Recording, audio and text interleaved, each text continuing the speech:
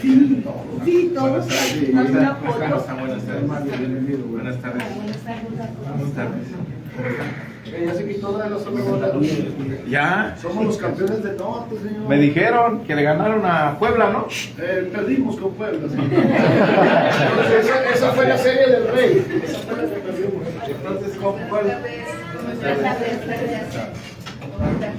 Prevenir de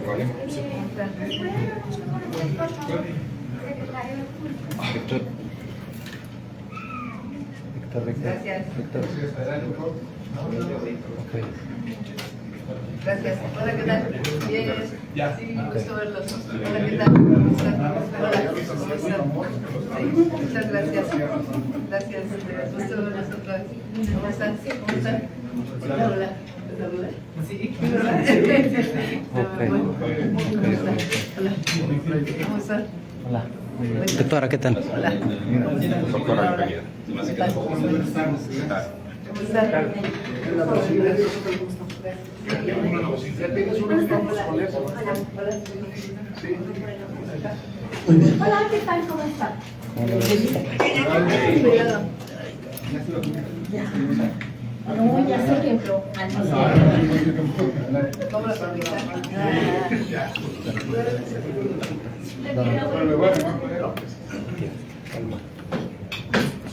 ¿Eso? Sí. Muy buenas tardes, bienvenidos a esta charla de medios que tenemos hoy aquí en Corvina. Gracias por la espera, perdón el clima hoy, nos fue una mala pasada, pero bueno, ustedes estamos acá y muchas gracias por regresar. Está con nosotros Claudia Sheinbaum, si buscan los besos de casa, ya está el micrófono abierto, y Mario Delgado, presidente de Morena. Pues ya soy conocida. Doctora, bueno, para no ser muy repetitivo de lo que ya escuchamos en Matamoros, yo quisiera preguntarle dos cosas, sobre todo, bueno, Armando Cobian, del Sol de México, Sol de la Laguna, preguntarle, hace unos meses que estuvo aquí en Tierras Laguneras, cuando todavía eran las famosas corcholatas, usted así en corto platicamos, se acuerda ahí en el Hotel Marriott, y nos decía, todos estamos ya unidos. Y hoy vemos que lo que usted dijo en aquel tiempo se concretó, porque hoy está la unidad de Fernández Noroña, está Adán Augusto y todo lo demás, ahí falta Marcelo, pero ya no tarda. Yo le preguntaría hoy, ¿qué le falta a Claudia Sheinbaum para sentirse ya plena rumbo a lo que va a ser la candidatura por la presidencia de la República? ¿Qué le faltaría? Bueno, personalmente me siento plena en el sentido de que me siento muy apoyada, muy con mucho cariño a todos los lugares donde hemos ido. Es muy bonito, pues, porque hay una algarabía, una emoción. Primero creo que porque continúe la transformación, y segundo por ser mujer, creo que eso despierta un enorme cariño. ¿Y qué nos falta hacia adelante como movimiento? En este proceso todavía vamos a visitar, llevamos 13 estados, si mal no me equivoco, todavía vamos a ir a los 32, y nos falta sumar a más gente. Eso es lo que estamos haciendo ahora. Estamos sumando a muchas personas de la sociedad. Hoy vieron, pues, por ejemplo, a Horacio Piña, dos grandes futbolistas, pero también a grandes académicos, empresarios, trabajadores, trabajadoras, artesanos, en muchos lugares pueblos indígenas, muchas personas que no son afiliados a un partido político, que a lo mejor no habían participado en el movimiento de transformación y que hoy quieren participar. Y eso es lo que nos va a seguir sumando, más todavía, y seguirnos organizando. Normalmente las reglas de Morena, lo hemos platicado con el mismo Mario Delgado, los que no son de Morena, o los que no fundaron Morena, o no crecieron en Morena, no entran en Morena. Ya, yo hablo ya en un término de elección popular. Cuando alguien busca ser electo por un cargo de elección popular, pero que no pertenecía a Morena, que no creció en Morena, que no simpatizaba en aquel tiempo con Morena, pero que hoy ha cambiado de opinión, en ese contexto pareciera que no caben en Morena. ¿Las reglas cambian, doctora? Evidentemente depende de la persona, pero en general cuando se suman a nuestro movimiento y quieren participar en un espacio de elección popular, tienen que pasar por la encuesta, igual que cualquier otra persona. Esa es la regla de oro que nos garantiza que finalmente no decide una persona, sino que decide el pueblo a través de las encuestas. Doctora, preguntarle qué va a pasar con Ricardo Mejía Verdeja y la gente que se fue con él y que no apoyó a Guadiana. ¿La van a incluir? A ver, Bueno, primero, de lo que tú decías, no es así. Justamente la doctora dice que el pueblo gana en Morena a través de las encuestas.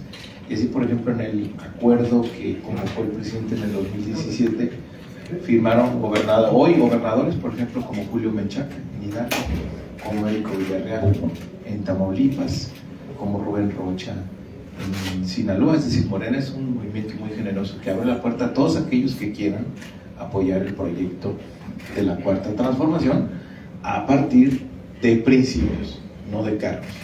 Aquí siempre el presidente nos invitó, la doctora nos invitó a luchar por causas, por las causas de la Cuarta Transformación. Quien antepone un interés personal por encima del proyecto, pues provoca divisiones. Entonces, Morena siempre le va a tender la mano a todos los que quieran venir a luchar por una causa y que se apeguen a los principios. Entonces ahí ya es una decisión de cada quien. Si piensa que lo más importante para él es su lucha personal, bueno, pues que busque otro camino. Pero si quiere sumar a la Cuarta Transformación, son bienvenidos. Pero eso es un sí, perdón, ¿es un sí o es un no? Depende de cómo vengan. Pues por cargos no, por causas sí. O sea, si vienen a aportarle a la campaña, sí, pero si vienen a buscar un cargo de elección popular, ¿no? No. Pueden buscar incluso cargos, pero asumiendo las reglas del movimiento. Es decir, si no gano, pues entonces ya no estoy con la causa. O sea, que sea de principios esta alianza con el pueblo, como ha convocado la Doctora, complementando... Aquí vale la pena porque hay una ventaja. Si ustedes se acuerdan, al final de la elección aquí en Coahuila, como partidos políticos se sumaron todos al final. Hubo quien tomó la decisión como persona de no hacerlo. Y ahora estamos muy unidos como partidos políticos y se está discutiendo la coalición entre Morena, el Partido del Trabajo, el Partido Verde y algunos partidos locales en algunos de los estados. Sí, doctora, complementando el tema de Ricardo Mejía, en mayo usted lo calificó como un traidor a la 4T. Ahorita, ¿en qué concepto lo tiene? ¿Qué posibilidades hay de que usted lo integre a su equipo en víspera de las elecciones de 2024? Bueno, tiene que discutirse en el partido, no solamente es un asunto personal. A mí no me pareció, como lo dije en ese momento, que él haya decidido irse por otro partido cuando no ganó la encuesta. Eso no está bien, eso debilita el movimiento. Pero bueno, ya decidirá el partido en la alianza con el PT. Pero en lo personal, ¿usted no lo aceptaría? Pues no, la verdad. Doctora. Pero bueno, los partidos tienen que decirlo. Hugo Luis Reyes de Latinos, preguntándoles, bienvenidos primero que nada a usted, igual a Mario. ¿Están ustedes en del Coahuila? gabinete de ganar la elección. ¿Están ustedes en Coahuila, el bastión priista por excelencia, donde el antecedente, decía usted hace rato en Matamoros, Coahuila, no a la corrupción, y un antecedente muy próximo de lo que acaba de ocurrir con las elecciones por una desunidad que se hubo en el momento de los Moreira, de un gobernador de Kelme que pertenece a una misma línea?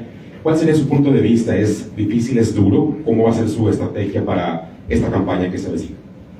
Por recuperar la unidad, nosotros confiamos en el pueblo siempre. Entonces, lo que necesitamos ahora es reorganizarnos.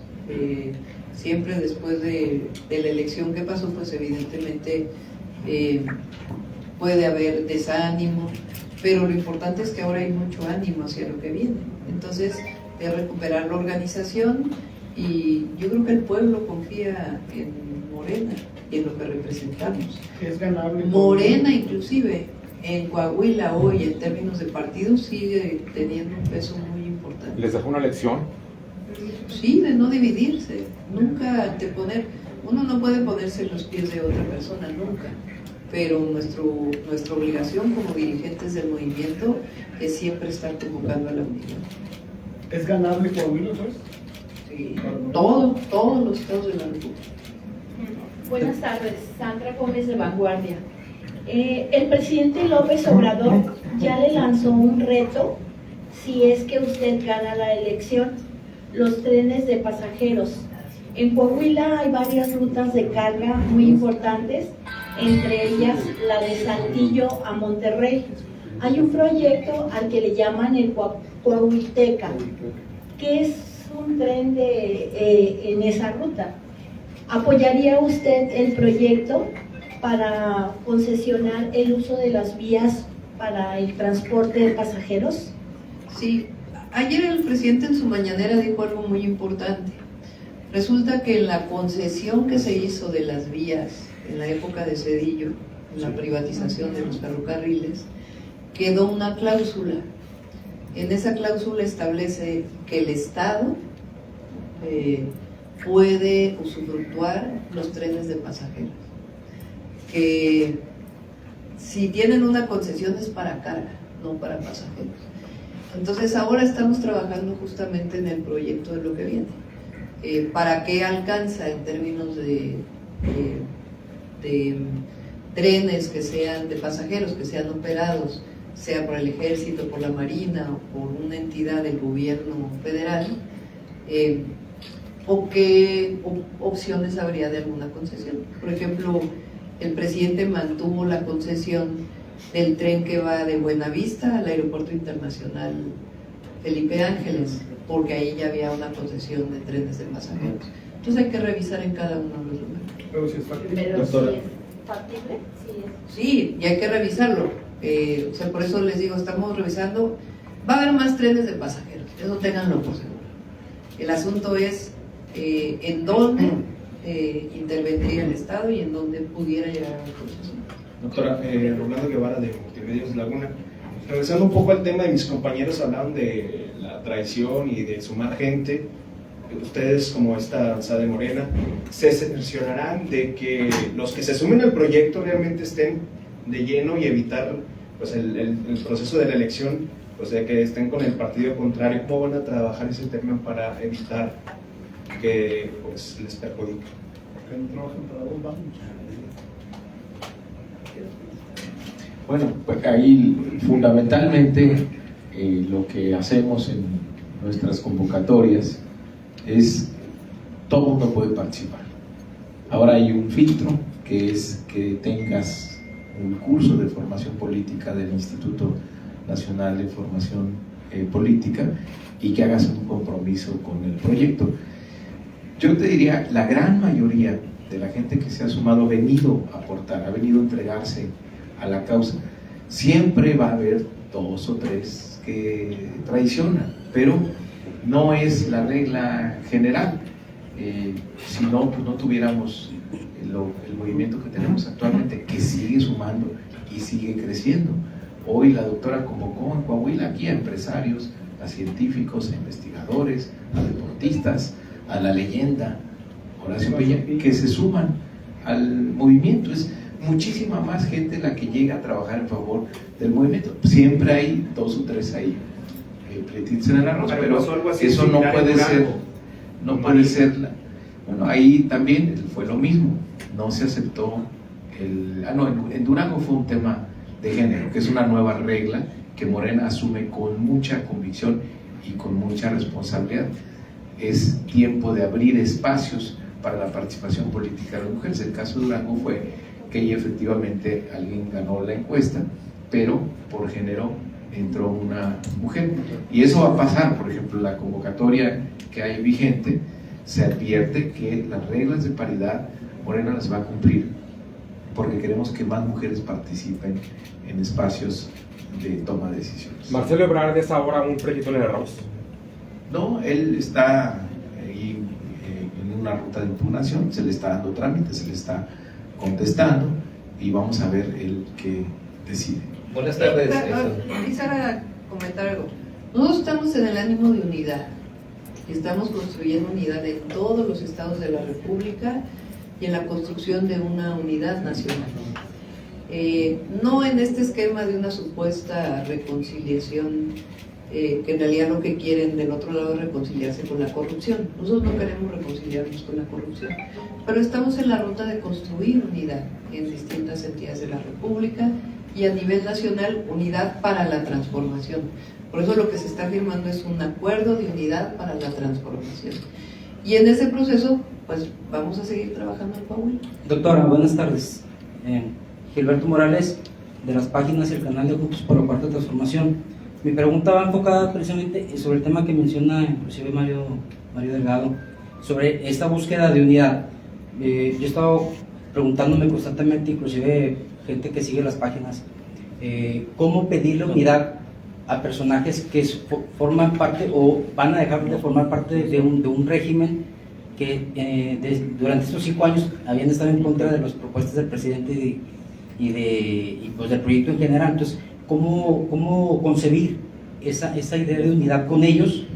Por ejemplo, en este caso, Romel, el que acaba de inclinarse en apoyo a su equipo, pero en el mes de agosto pues también le alzó la mano a Xochitl Gálvez, o en el mes de abril del año pasado pues él votó en contra de la reforma eléctrica del presidente. Entonces, ¿cómo entender este concepto de unidad con ese tipo de personajes? Si nos puede hacer favor. Pues todo el mundo puede equivocarse. El asunto es que reconozcan que se equivocaron. Es el caso de Rommel, es el caso de muchas otras personas que dicen es que no estaba en lo correcto. Y reconozco que no estaba en lo correcto y me sumo a otro proyecto. No se suman por una candidatura. Si quisieran llegar a ser candidatos, pues entonces tienen que participar en un proceso de encuesta. Y no es en todos los casos. Pero hay mucha gente que ya no se siente... A ver, es que ¿quién se siente representado por el PRI ahora? ¿Quién se siente representado por el PAN, por el PRIAN, por ese... que no se llaman Frente Amplio, pero de Frente y de Amplio pues no tienen nada, porque cada vez se quedan más solos, pero además son el PRIAN de siempre. Entonces hay mucha gente que militó en algunos de esos partidos y que dicen, no, pues es que cada vez lo único que los une es el negocio, lo único que los une es regresar al pasado, no hay proyecto de nación, no hay entusiasmo en términos de qué vamos a construir en México. Y al contrario, del otro lado hay millones y millones y millones de mexicanos y mexicanas que están felices con la transformación. Entonces hay alguna persona que dice, es que yo no me siento representado allá, y habla con nosotros, repito, también depende de qué persona, y dice, es que yo quiero caminar con ustedes, pues hay que tener esa posibilidad. En el 2017 el presidente abrió las puertas a muchos de los que hoy son gobernadores del movimiento, que en 2017 firmaron también un acuerdo para la transformación y que han hecho un trabajo buenísimo y que tienen una enorme convicción en el movimiento. Y es que, perdón, que en me esta interrumpa, doctora. posición pudieran Es estar que nombres o figuras, hablo yo de tema nacional, un Miguel Ángel Osorio, una Claudia Ruiz Maciel. No, por eso digo, depende de quiénes. En este caso, si me permite nomás para terminar con el tema, doctora, hablando de Rommel Pacheco, bueno, nosotros lo vemos. Ileana, me toca Ileana, perdón. Adelante, Ileana, por favor. Ileana Mesta de A Tiempo TV. Quería preguntarle, doctora, en caso de llegar a ganar la presidencia, sería la primer presidenta de la República Mexicana, buscando salir de las sombras del presidente Andrés Manuel López Obrador, ¿qué pretende dejar en México? Bueno, no me gusta la pregunta así de que salir de las sombras del presidente López Obrador. Yo más bien al presidente lo veo como que le dio luz al país. Yo no lo veo como sombra, yo lo veo como que generó un movimiento de transformación que ha cambiado a México. Pero bueno, cada quien es una persona distinta y nos tocan momentos distintos. Al presidente le tocó, pues, no solamente del 2018 al 2024, sino construir este gran movimiento de transformación. Son más de 25 años de movilización popular en donde él ha sido el principal dirigente. Y a nosotros nos va a tocar, a mí me gusta decirle, el segundo piso de la transformación, porque cuando él fue jefe de gobierno de entonces Distrito Federal y yo fui su secretaria de Medio Ambiente, entre otras tareas me dijo: ayúdame a supervisar el segundo piso del periférico.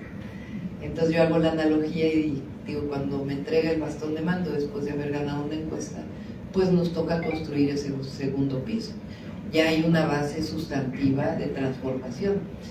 ¿Qué intereses o qué creo yo que hay que consolidar? Pues hay que consolidar el derecho a la educación, desde la educación inicial hasta la educación superior.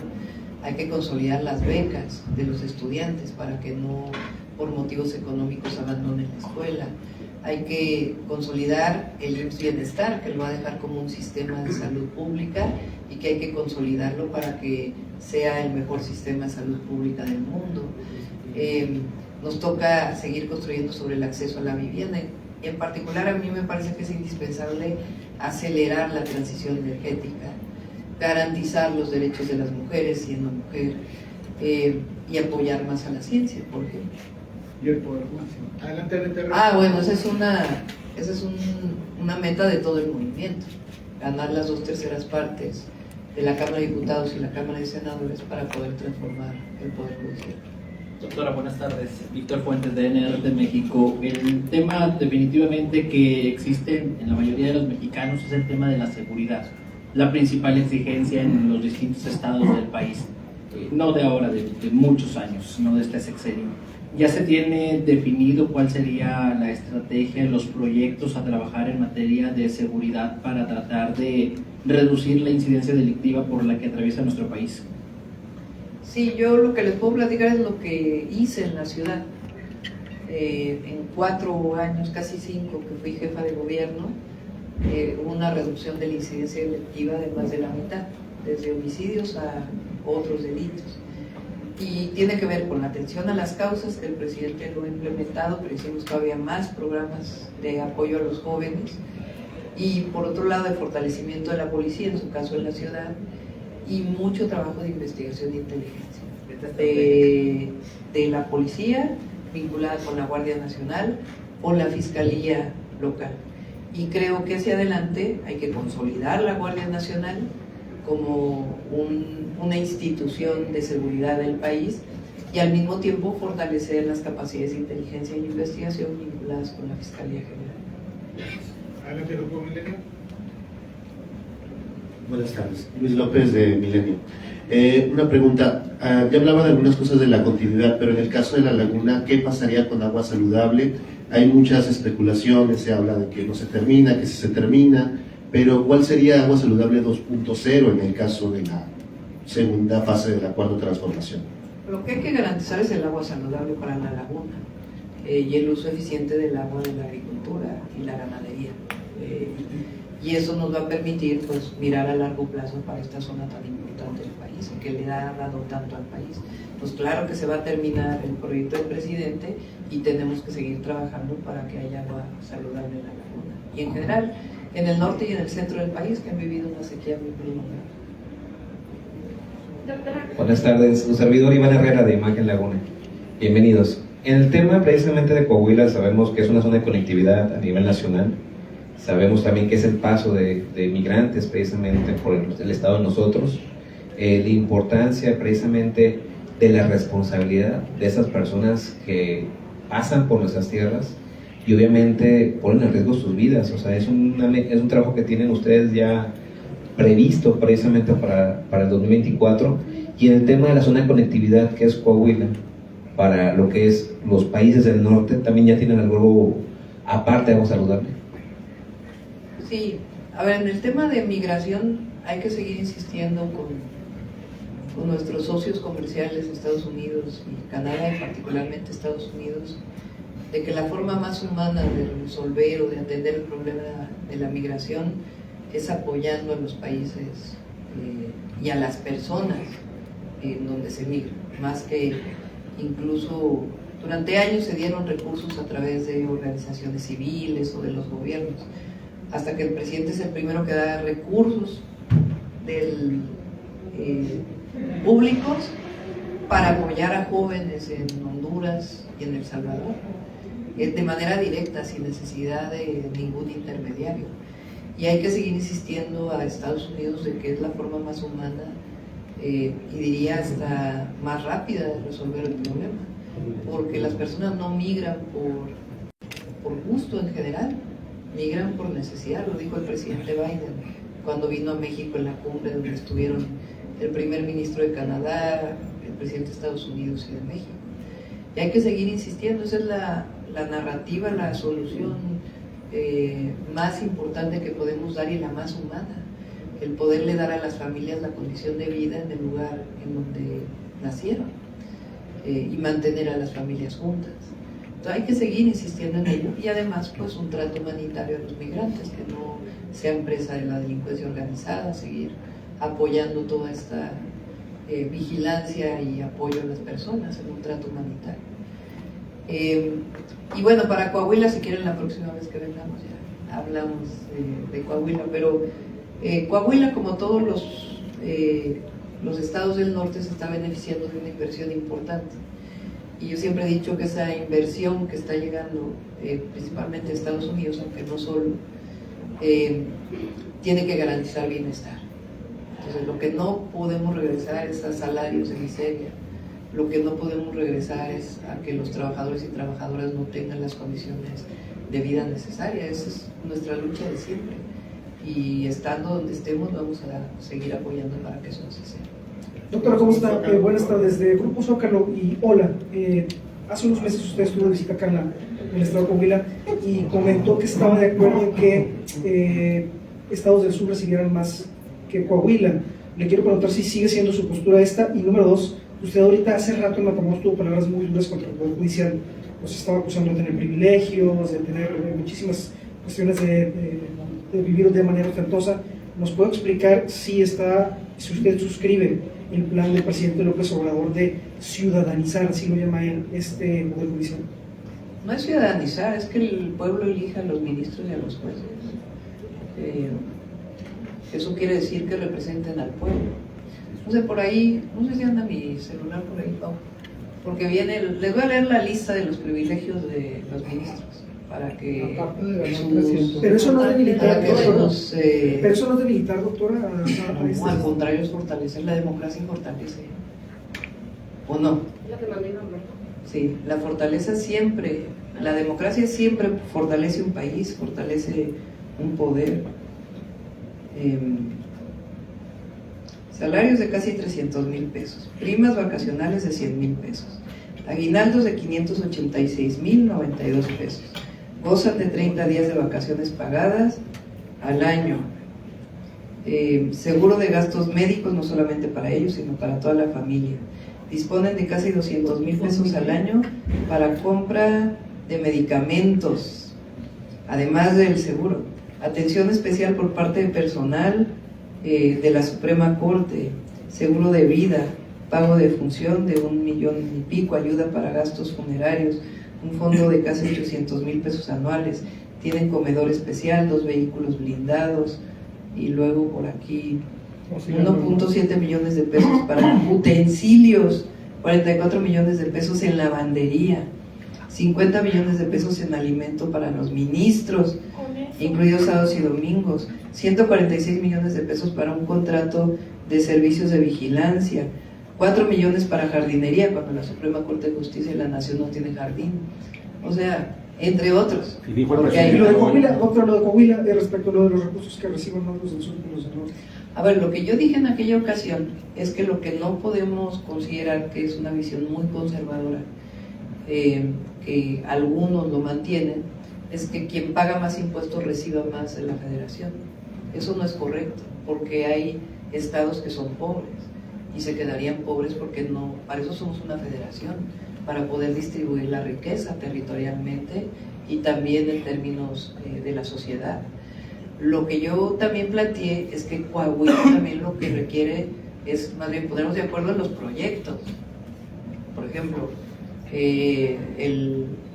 como vamos a llegar a la presidencia y hay un nuevo gobernador en Coahuila, pues espero que haya una mejor relación y que se diga, a ver, aparte de agua saludable, cuáles son los proyectos indispensables para Coahuila. Y entonces habla sobre proyectos.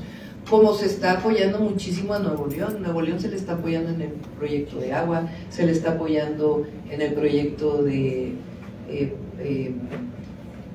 movilidad para la zona metropolitana de Monterrey, en el caso del metro, y muchos otros apoyos. Entonces, por supuesto que todas las entidades de la República requieren apoyo, pero la distribución del presupuesto tiene que estar en función, como hoy, de la población y al mismo tiempo de las necesidades históricas.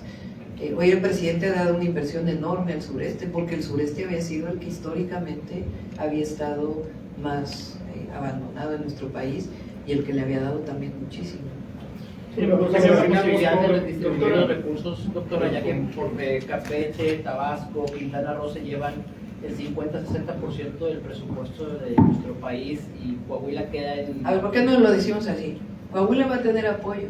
El asunto es que sea por proyecto, no un asunto nada más de cambiar el régimen fiscal porque sí, sino más bien cómo generamos las condiciones para resolver las necesidades de Coahuila.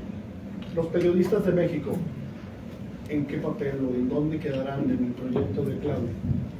Pues libre expresión, libertad de expresión y protección. El país más peligroso, ¿no? Por la prensa. Bueno, terminamos con Fábula, por favor. Buenas tardes, doctora.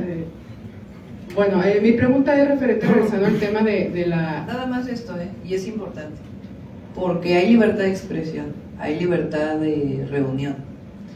Tenemos un problema de delincuencia, pero no es como era antes, que desde el Estado había censura e incluso había ataque a los periodistas.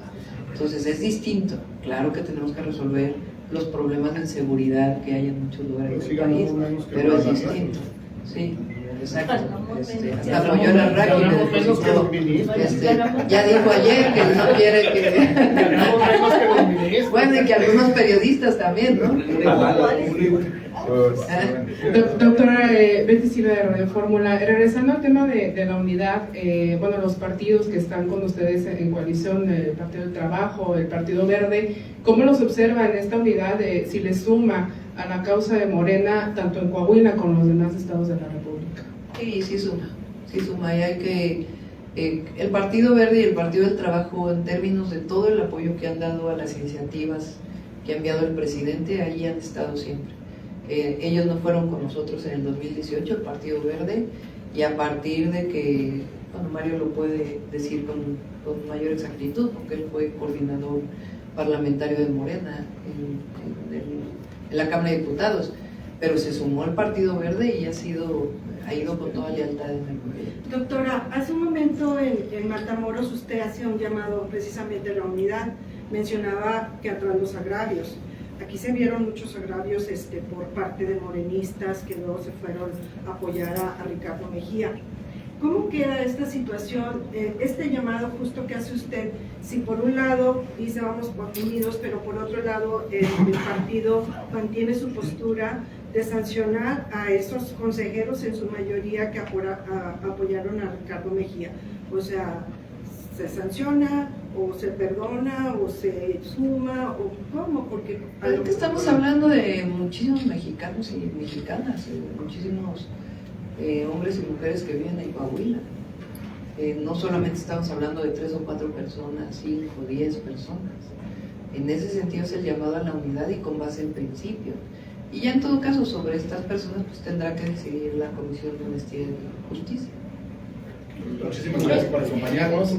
Les apreciamos mucho todo el tiempo y nuevamente seguramente nos veremos en unos minutos. Gracias. Bueno, en unos días o semanas cambiaremos de Muchas gracias. Les platicamos, llegamos 5 horas después. 5 horas. Vimos la foto a las 5 de la mañana. Sí. Nos vamos a tomar la foto oficial, casi.